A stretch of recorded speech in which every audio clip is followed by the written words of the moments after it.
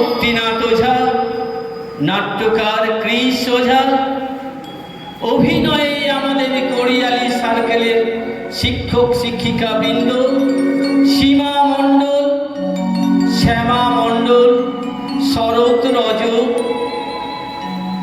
উদিতা দাস, বন্নী শিখা রায়, অনামিকা মণ্ডল, শরীফুল ইসলাম ও শুভাশিস দাস। নমস্কার। শুরু হতে চলেছে আমাদের নাটক সঞ্চয়িতা। গগনে গরজে ক্ষণ বরষা, কুলে একা বসে আছি নাহি ভরসা। রাশি রাশি ভাড়া ভাড়া ধান কাটা হরসা, খর নদী খর ধারা খর বরষা। কাটিতে কাটিতে ধান এলো বরষা।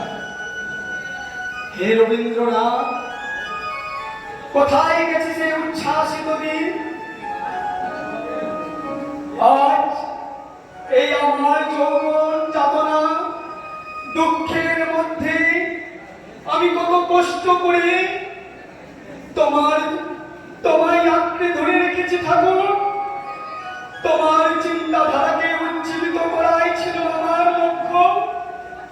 কত না কবিতা লিখেছি, কত না প্রকাশ করেছি, কিন্তু হয় কবিতা লিখে তো সংসার চলে না।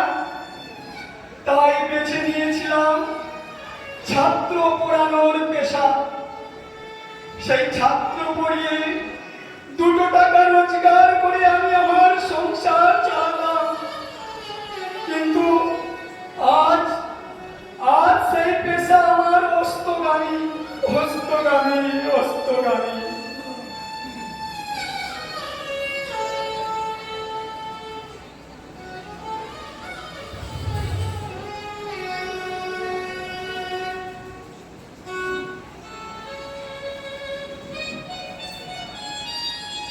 বাবা, বাবা, বাবা, এ কি?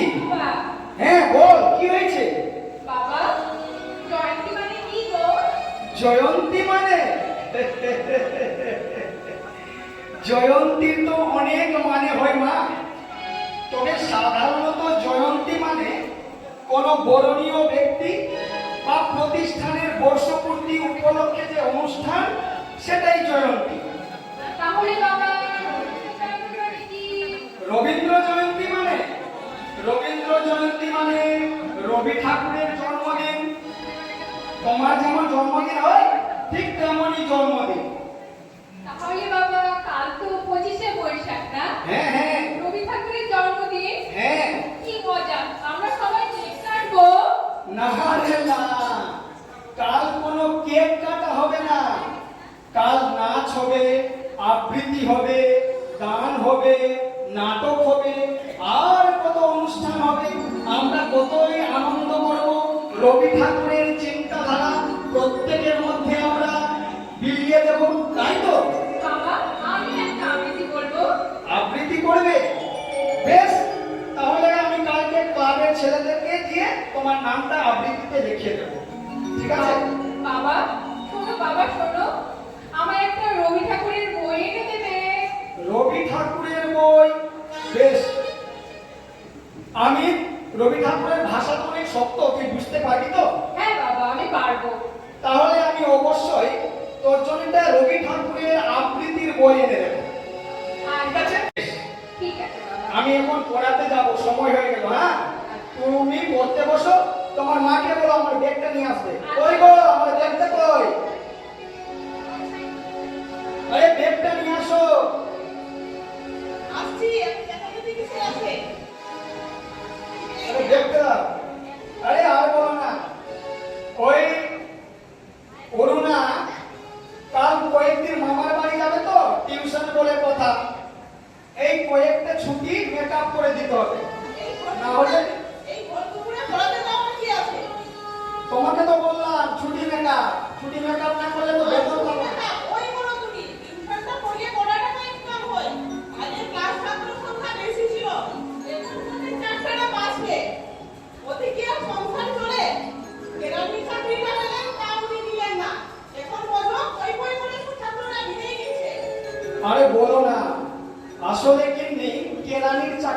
করতে পারতাম না, তাই তো কেরানি চাকরিটা নেইনি। তুমি তো জানো। তার জন্য এখন উপোস করে দিন কাটছে। মেয়ে আবদার করেছে, বই কিনবে বলে, পারবে কিনে দিতে? আরে সামর্থ্য আছে? দাঁড়াও দাঁড়াও দাঁড়াও, তো রাগ করো না। আমার পকেটে 100 টাকা আছে। আমি আজকে ফেরার সময় মেয়ের জন্য বই নিয়ে আসবো, বুঝতে পেরেছো? বইয়ে তেল নেই, আনাজ নেই, প্রায় সব শেষের দিকে। সে কথা মনে আছে তো? ইস, ঠিক আছে, তাহলে মেয়ের বইটা না হয় পড়েই দেবো। আগে আনাজ তেলেরই ব্যবস্থা করি। আর আমাকে বলিও না, আমি আসলাম, পড়ানোর সময় হয়ে গেছে। ঠিক আছে, আসলাম। তুমি বই পড়ো।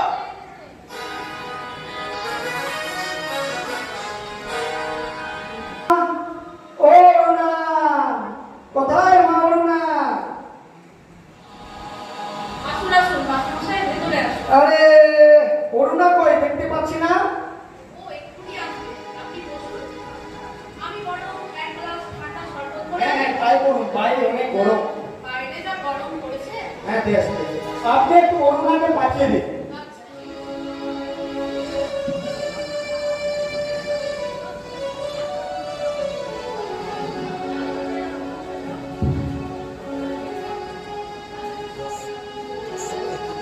অরুণা, পড়া হয়েছে?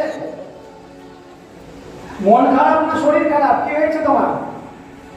জানি না। জানি না?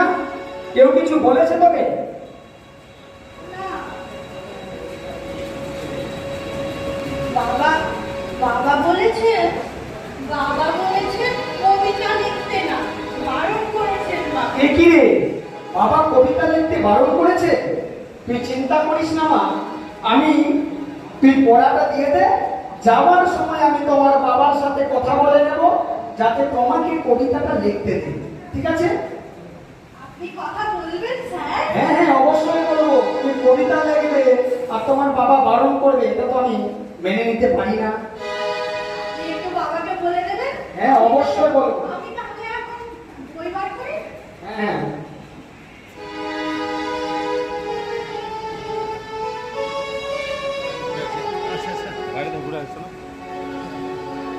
স্যার স্যার, হ্যাঁ বলো। কাল তো রবীন্দ্র জয়ন্তী, তাই রবীন্দ্র জয়ন্তী উপলক্ষে এইটা আমার তরফ থেকে আপনার জন্য। আপনি তো বলেছিলেন আমরা সকলেই রবীন্দ্রনাথ, নিজের নিজের মতো করে রবীন্দ্রনাথ।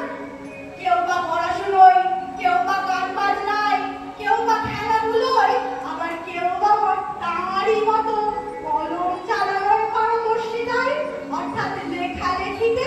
বাহ, বেশ তো মনে রেখেছিস অরুণা। সত্যি আমরা সবাই রবীন্দ্রনাথ, আমরা সবাই নিয়ে রবীন্দ্রনাথের চিন্তাধারা। যদি আমরা নিজের নিজের প্রতিভা ফুটিয়ে তুলতে পারি, তাহলে আমরা রবীন্দ্রনাথের মতো চিন্তাধারাকে বাঁচিয়ে রাখতে পারবো, ঠিক কি না? আমরা বাঁচিয়ে রাখবোই স্যার। বেশ। আমরা কালকের অনুষ্ঠানে রবীন্দ্রনাথকে প্রাণের মতো করে তুলে ধরবো। হ্যাঁ, এবার তুমি পড়াশোনা বের করো। আজ পড়াশোনা শুরু করবো। হ্যাঁ হ্যাঁ, দাও তোমার পড়াশোনাগুলো বের করো। মাস্টারমশাই, নমস্কার নমস্কার, বলেন, ভালো আছেন? অরুণা, স্যারের সাথে কথা আছে। তুমি ঘরে যাও তুমি ঘরে যাও। হ্যাঁ বেশ মা, তুমি আসো। হ্যাঁ, আমি তোমার বাবার সাথে কথা বলে নেবো, ঠিক আছে? অরুণার পড়াশোনা কেমন চলছে মাস্টারমশাই? আরে অরুণা তো ভালোই পড়াশোনা করছে, তবে ছাত্র তো মাঝে মধ্যে একটু ফাঁকি মারে। আর ফাঁকি না মারলে তো আর ছাত্র বলা যায় না, তাই তো? বুঝলাম, কিন্তু আজকালকার কম্পিটিশনের কথা জানেন তো মাস্টারমশাই?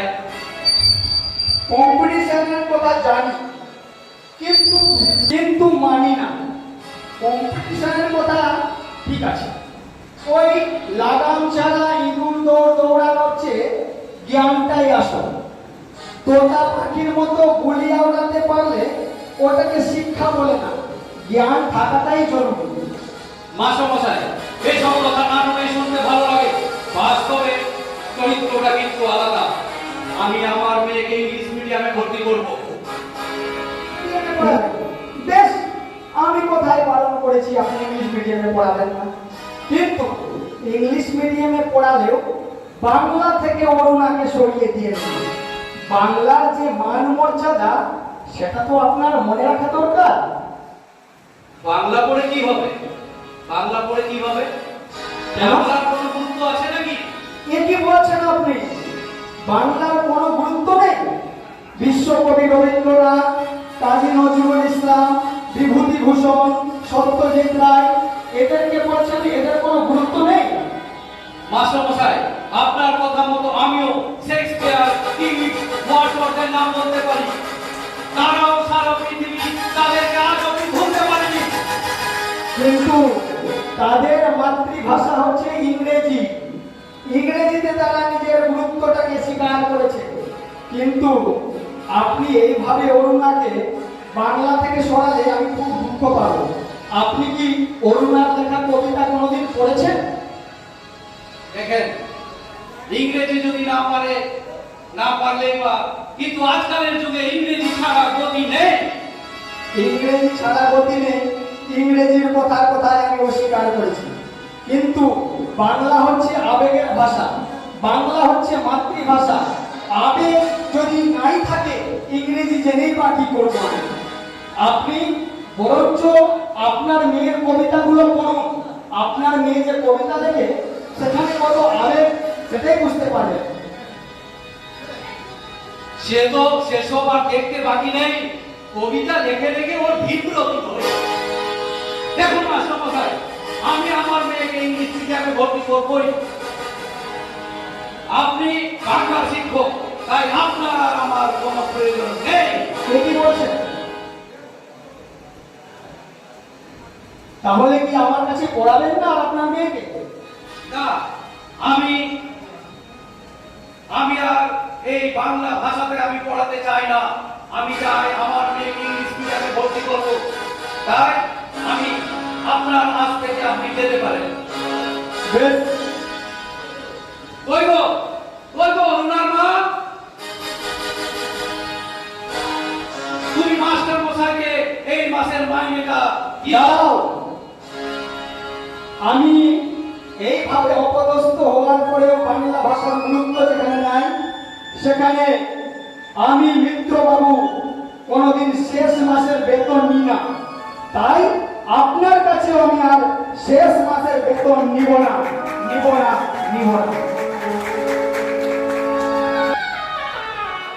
আচ্ছা, বলছি যে আমাদের স্টেজটা কি দেখেছো ঠিকঠাক হয়েছে?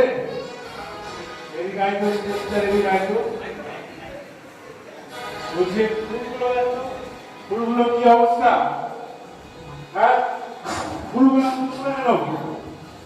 কি ব্যাপার?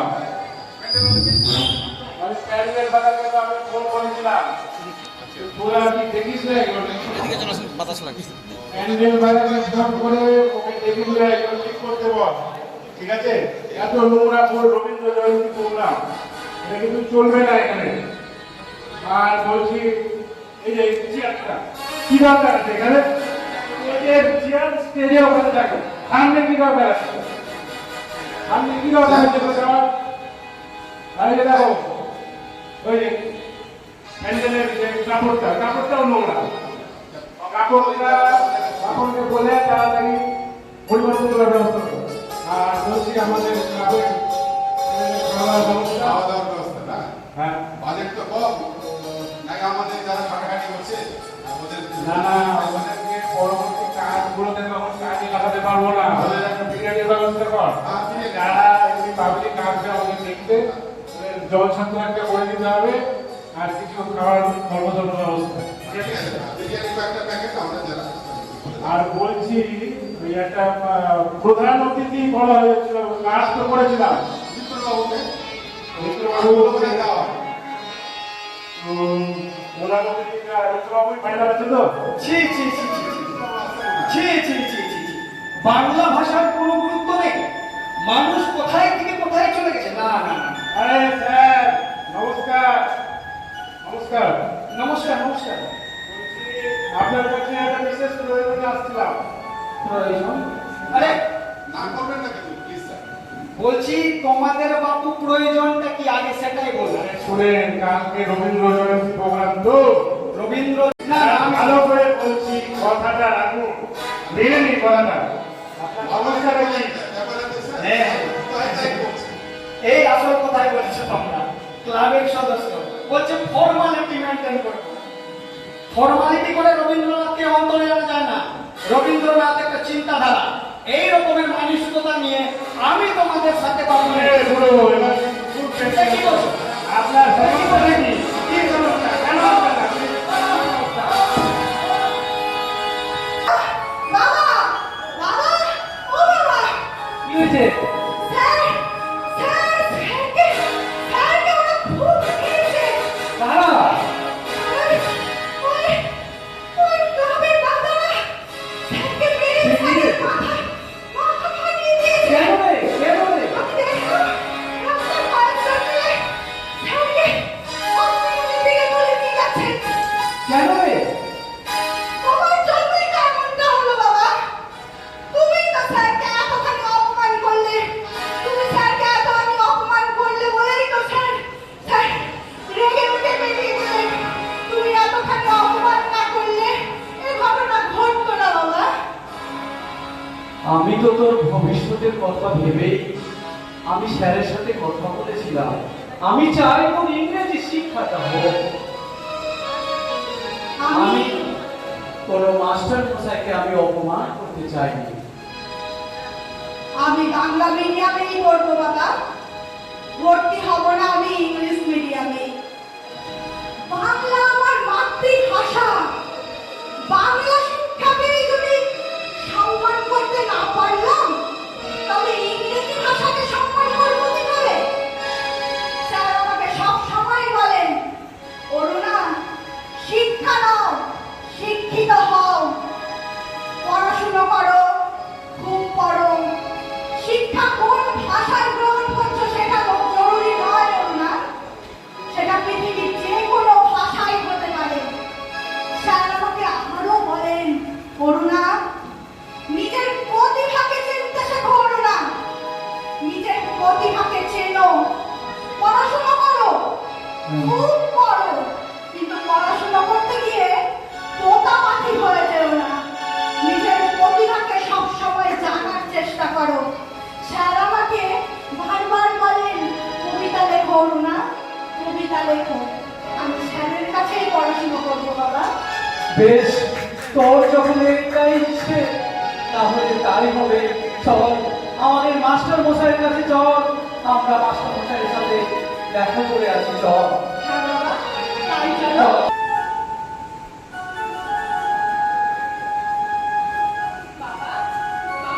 হ্যাঁ মা, আমি এখন সুস্থ আছি, আর কিছু না। মাথাটা একটু বিগড়ে গেছিল তাহলে। ঠিক আছে তো এখন? এখন আমি সুস্থ আছি। জানি না মাথাটা কেন বিগড়ে গেল। ওই ক্লাবের ছেলেদের সাথে কেনই বা লাগতে গেলাম। আসলে কি জানো, একটা টিউশন আমার ছাড়া হয়ে গেল। এই টিউশনের টাকাতে তো আমাদের সংসার চলে। হঠাৎ করে সবাই আর বাংলা ভাষাকে ন্যায় অন্যায় করতে গিয়ে আমার মানসিক অবস্থা যেন ভেঙে পড়েছিল। তাই মাথা ঠিক ছিল না। আর ক্লাবের ছেলেদের সাথে আমি উল্টো পাল্টো কথা বলি। তুমি ঠিক বলেছিলে গিন্নি, কি জন্য লাগতে গেছিলে সেই ছেলে সন্তানের সাথে? তুমি ঠিক বলেছিলে। তুমি ঠিক বলেছিলে, যদি আমি কেরানির চাকরি করতাম তাহলে আমাদের এত কষ্ট হতো না, এত কষ্ট হতো না। বাবা, এটা কি বাবা? এটা জানি না মা, আমার ছাত্রী আমাকে উপহার দিয়েছিল। দেখতো তাতে কি লেখা, কি আছে।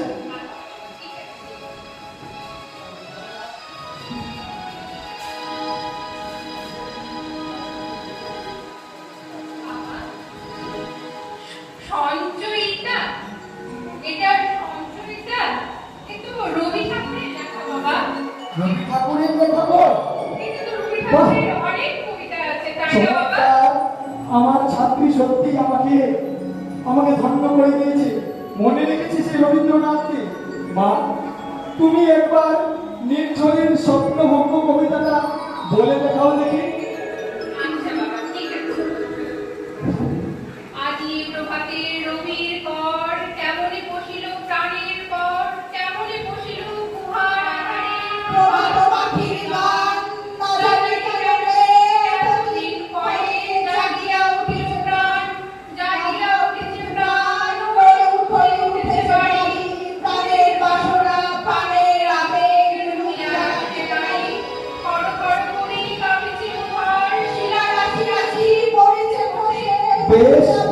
দাঁড়াও মা, সুন্দর আবৃত্তি করলে তোমরা, খুব সুন্দর হয়েছে। মাস্টার মশাই ক্ষমা করবে, আমার জন্যই আপনার না না না না না, আপনি এ কি বলছেন? আপনার জন্য কেন হবে? ওটা আমার কপালে ছিল আর কি। আপনি অন্য নিয়ে মনে কিছু করিয়েন না। আসলে আমারই ভুল। আমি শুধু নিজের ইচ্ছার কথাটা ভেবে গেছি। আমি ওনার ইচ্ছের কথাটা ভেবে গেছি। ভেবে গেছি। তাই আমার কথাগুলো ভুলে গিয়ে কাল থেকে আসুন স্যার। একই হয়েছে না? আসুন স্যার। না না, আমার মাথা বিগড়ে গেছিল তাই। আপনি কি বলছেন? আপনি আমাকে ছেড়ে দিয়েছেন বলে আমি ছেড়ে দিয়েছি? না, আমি অবশ্যই যাব, প্রতিদিন যাব। মা, অরুণা, তুমি জানো তো কাল রবীন্দ্র জয়ন্তী? হ্যাঁ স্যার, মনে আছে আমার। বাহ, বেশ। আসলে জানো, লোকেরা জানে রবীন্দ্রনাথ মানে প্রৌঢ়, সাদা চুল, সাদা দাড়ির একটা কবি। কিন্তু না, রবীন্দ্রনাথ বাঙালির আগে, রবীন্দ্রনাথ প্রকৃতি বাঙালির চিন্তাধারা। তাই রবীন্দ্রনাথকে মনে রেখে ওই কবিতার লাইন কি বলেছিল যেন কবি? ওই কৃষ্ণচূড়ার ফুলটি, ওই ভিখিরি বালিকার দুলটি, ওই চিহ্ন কাবের চিহ্ন কিংবা অট্টালিকার শূন্য, সকলে সকলে মিলে রবীন্দ্রনাথ কোনো দেবতা নন, তিনি এক চিন্তাধারা, তিনি এক অনন্য চিন্তাধারা, যা সব সময় সকলের হৃদয়ে বাজে, মনে বাজে, কখনো গান হয়ে, কখনো কবিতা, কখনো গল্প, কখনো উপন্যাস, আবার কখনো নাটক। হ্যাঁ, তুমি ঠিক বলেছ। তাই চল মা চল, এবার তোকে নিয়ে শুরু করব নতুন যুগের জাগরণ, নতুন বিপ্লব, নতুন ধ্যান ধারণার চেতনা। তাই সবাই মিলে এবার আমরা ডাক দিব, যদি তোর ডাক শুনে কেউ না আসে, তবে একলা চলো। তবে একলা চলো রে, একলা চলো, একলা চলো, একলা চলো, একলা চলো রে, তবে একলা চলো, একলা চলো, একলা চলো, একলা চলো রে, যদি তোর ডাক শুনে কেউ না আসে, তবে একলা চলো রে।